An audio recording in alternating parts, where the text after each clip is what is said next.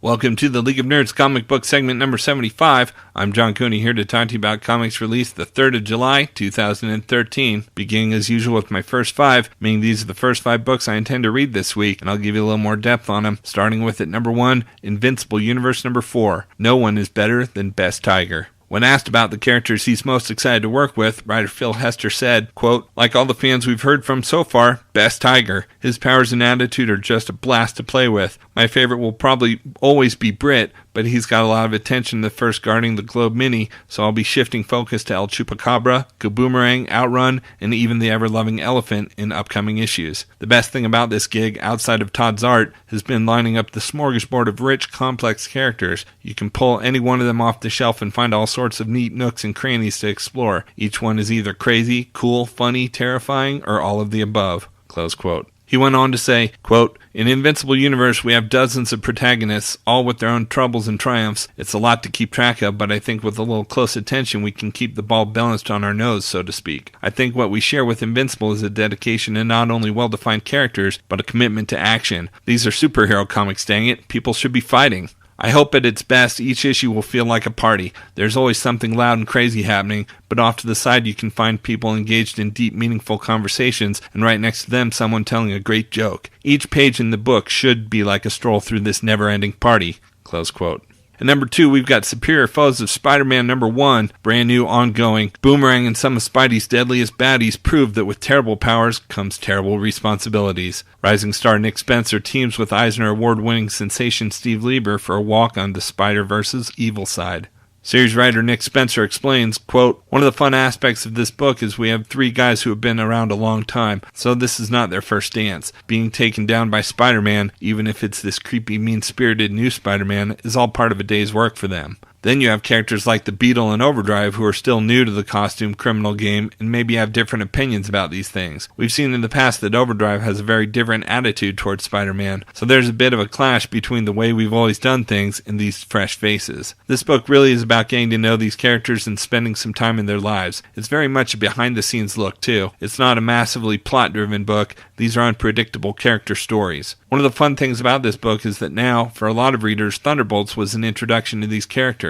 It's where they know them from. It's going to be really fun to show readers what these characters are like when they're not trying to get out of jail, when they're at their worst." Close quote. At number 3, we've got What If AvX number 1 of 4. The biggest event of 2012 is now the biggest miniseries of 2013. We all know what happens to the Avengers and the X-Men, but what if the story had gone differently? The one and only Jimmy Palmiotti brings his signature style to a mind-blowing reinterpretation of a key event in the history of the Marvel Universe. Featuring Magneto, Hope, and every Avenger and X-Men you can imagine, this is a 4-issue weekly limited series. Series writer Jimmy Palmiotti said, quote, "When I got a call from my editor Daniel Ketchum about the What If, I was laughing because I was a huge fan of the old series and messing with what people know about a character is something I really enjoyed doing. When he said it would be covering the Avengers vs. X-Men story, I was a bit overwhelmed, since that story ran for such a long time. I ran to my local store and bought all the copies of the 12-issue series and then scrambled to get the others and started to piece together what I thought might be an interesting take on things. Daniel came back with some good ideas building off the ones I pitched, and we went crazy from there. A project like this is a bit overwhelming because of the amount of characters, but I was up to the task. I think it really helped reading it all fresh, and that helped get me to the core of what the story was about. The relationship of the characters to each other, the situation and future of Hope, and the coming of the Phoenix Force. I really enjoyed reading all the books in a row. The real fun comes throwing a giant-sized what if into the mix. What is really fun is taking characters I know and love and do things to them I would never ever be permitted to do in the regular series. In a what if book, characters can get married, have children, explode for no reason, die in a million different ways, and so on. I'm looking at all these powerful characters and really digging into what would really happen if they were fighting, and I didn't have to worry about their future. The main focus will also be the Phoenix Force getting into the wrong hands and what happens after that. All I can say is expect the unexpected and understand what you see on the covers after issue number 1 isn't always what it seems."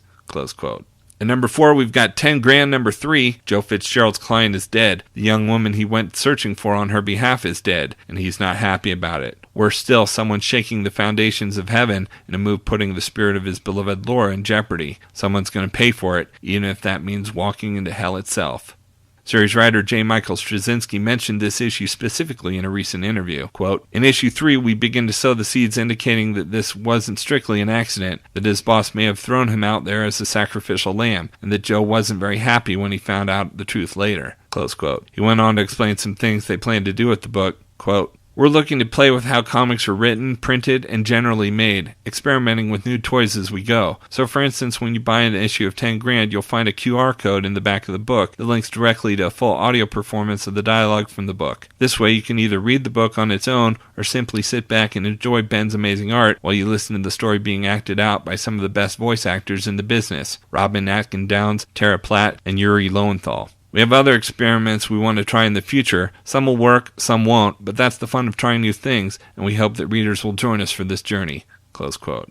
And at number 5, we've got Thief of Thieves number 15. It's go time for Conrad's Italian Heist. Series co-writer Andy Diggle explains the family dynamic in Thief of Thieves. Quote, "I think the cliche would be the son wanting to choose his own path while his father pressures him to carry on the family business. But we're doing the exact opposite. Augustus wants to follow in his father's footsteps, but Conrad won't let him. I love the fact that Augustus isn't very good at this stuff. So many stories show the young apprentice surpassing and eventually replacing the mentor figure, with the torch being handed down to the next generation. But the sad truth is that Augustus is just kind of a up. It's like that scene in the movie Parenthood where Jason Robards realizes his son Tom Hulse is never going to change. He's never going to get his shit together, and he's never coming back. That's just who he is. You'll just have to live with it." That's one of my favorite things about this book, the fact that the crime caper stuff is underpinned by relationships. Usually capers are plot, and there's very little room for character development. By opening it up into a long-form story, we get to examine what makes everybody tick. Like nobody had done that long-form, character-driven thing with zombie stories before Robert wrote The Walking Dead. Now we're doing the same thing for the caper.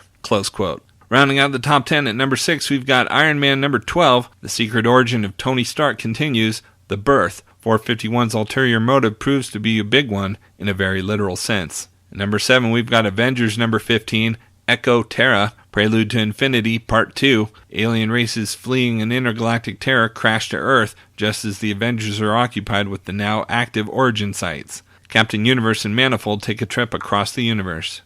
At number 8, we've got Avengers A.I. number 1, Harder, Better, Faster, Stranger. The triumph of Hank Pym turns to tragedy for the human race, an unfathomable Pandora's box of destruction. When a brave new world is unleashed, only one team of Earth's mightiest heroes can save us from the future, Avengers A.I. The Vision, Hank Pym, Victor Mancha, Doombot, the mysterious Alexis, Monica Chang, Agent of S.H.I.E.L.D.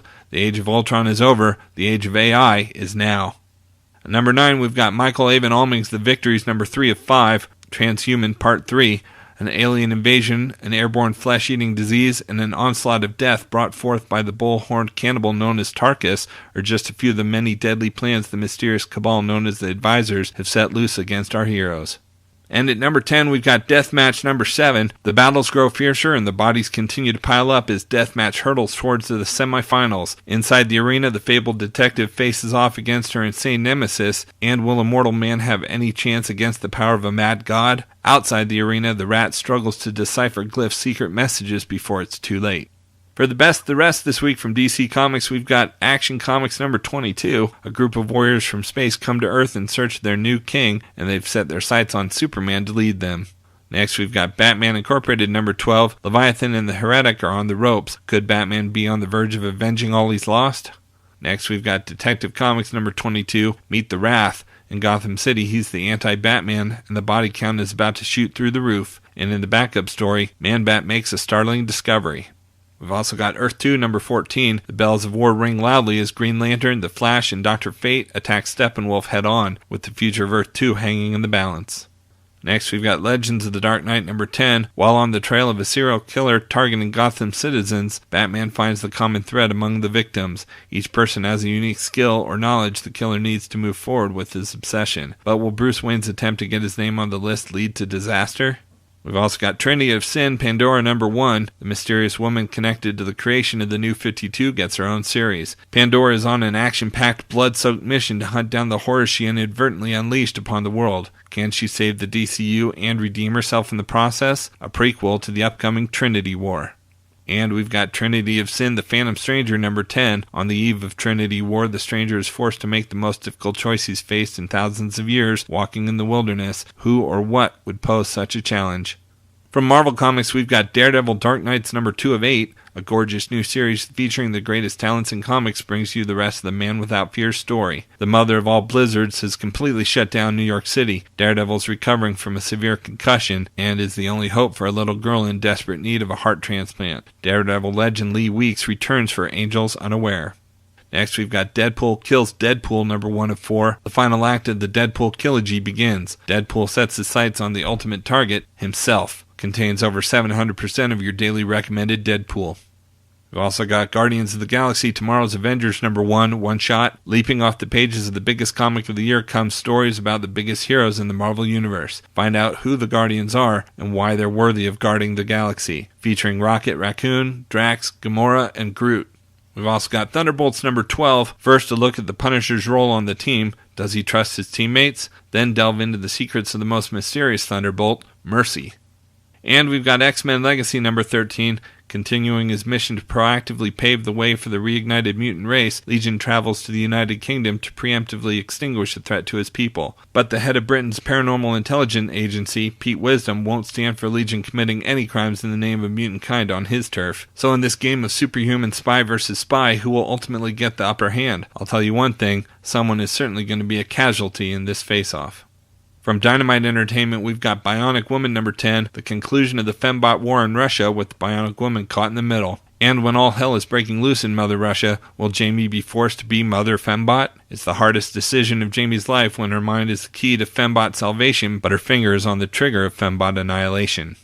We've also got Owl number 1 of 4, Fear the Shadows. The Owl has returned. Lost for 50 years in an ethereal limbo, the Owl has come back to find a violent and desperate world of strangers. The woman he loved is gone, but he remains determined to continue his fight for justice. Can the Owl withstand the challenges awaiting him, or will his new reality crush his body and spirit? From Image Comics, we've got Satellite Sam number 1 by Matt Fraction and Howard Chaykin. Sex, Death, Live TV. New York City, 1951. The host of beloved daily television serial Satellite Sam turns up dead in a flophouse filled with dirty secrets. The police think it was death by natural causes, but his son knows there was something more. If only he could sober up long enough to do something about it. This noir mystery, shot through with sex and violence, exposes the seedy underbelly of the golden age of television. Out in trades, we've got Highways trade paperback from IDW by John Byrne. Humanity has not yet reached for the stars, but the solar system is still a busy, exciting, and sometimes very dangerous place, as young Eddie Wallace is about to discover when he joins the crew of a freighter that hauls cargo along the highways.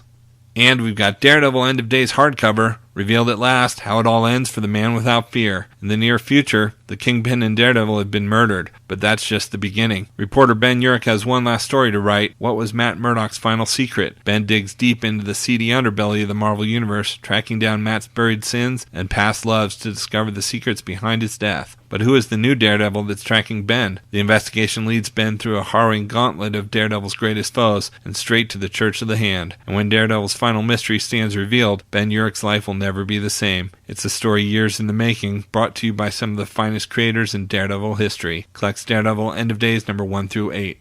Okay, so that's just a few of my favorite books out this week. There's still plenty of others available. I broke out all the Marvel titles this week into their own video, as well as a separate video for all DC, and even a video with the top independent publishers. You can find them all on my YouTube channel at he'sgotissues.com. And we'll also have links up on theleagueofnerds.com, our Facebook page, so be sure to like us there too. And of course, you can follow everything I'm reading on Facebook, Pinterest, Tumblr, or Twitter. You can find links to everything in the About section of he'sgotissues.com. And a reminder that both He's Got Issues and the League of Nerds are proud members of the Comics Podcast Network. So until next week, I'm John Cooney, and I've got issues.